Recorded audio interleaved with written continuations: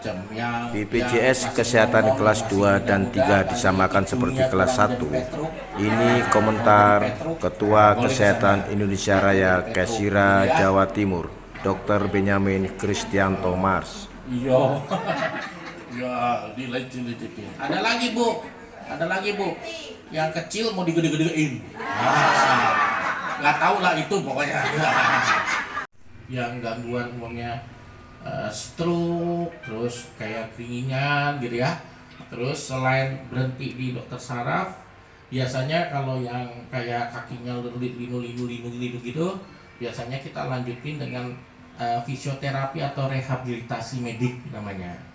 Nah itu yang dipasang penghangat, bisa infrared, bisa itu SWD, bisa itu ultrasound bukan buat ibu hamil ya, buat tulangnya sama ototnya. Jadi di sana eho itu jadi mau lihat bayi di layar, kali ini lihat jantung kita, gambar jantung kita ada di layar, jantungnya, katupnya, kekuatannya, tebel ototnya, itu bisa dilihat dengan echokardiografi namanya.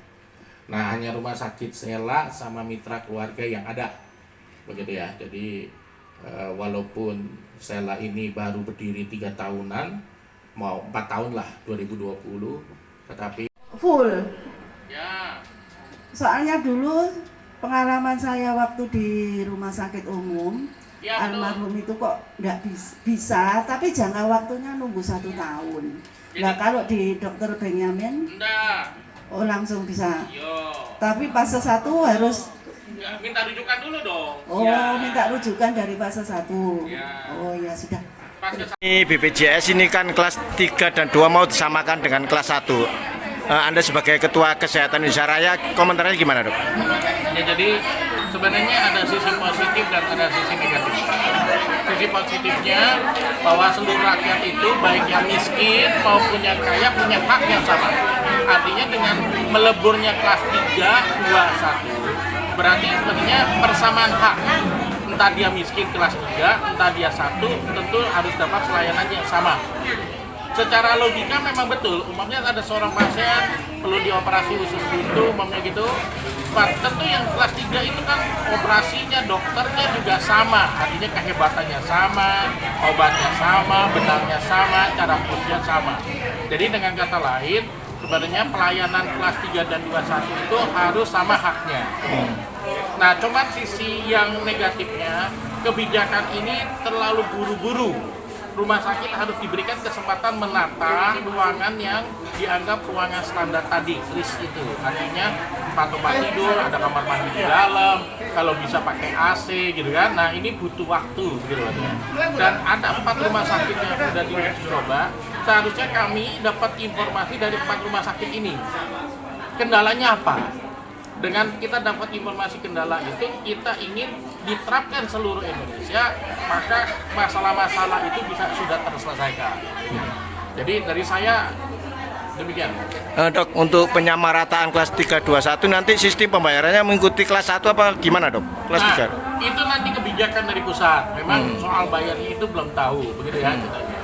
Nah, kalaupun seperti kelas 3 sekarang ini berjalan kan sebenarnya nilai value-nya 42.000.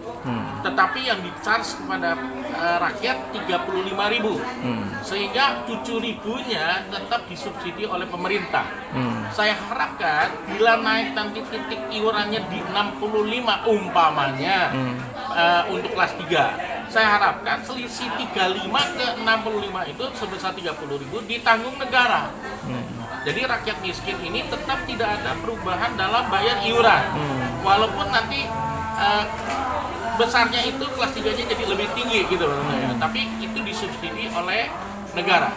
Oh, artinya pelayanan ini lebih maksimal mungkin ya, Dok ya? Ya, jadi bagusnya pelayanan ini satu lebih maksimal, di mana tidak membeda-bedakan orang. Yang kelas 3, kelas 2, kelas 1 mendapat pelayanan sama. Nggak ada kesan begini, gua kelas 1 ya, kamu kelas 3 ya, nggak ada kesan begitu. Jadi sama kelasnya, yaitu kelas standar. Ini sisi positifnya ya tadi saya bilang, sama. Duanya, kalau bayaran iurannya naik, mestinya pemerintah harus wajib untuk memikirkan mensubsidi seperti yang sudah berjalan. Gitu. Yang 42 dengan 35 subsidi 7.000. Kalau seandainya naik 65 umpama ini, berarti pemerintah harus siapkan subsidi 30-an. Itu ya solusi supaya warga tidak dirugikan masyarakat ya. Iya, betul.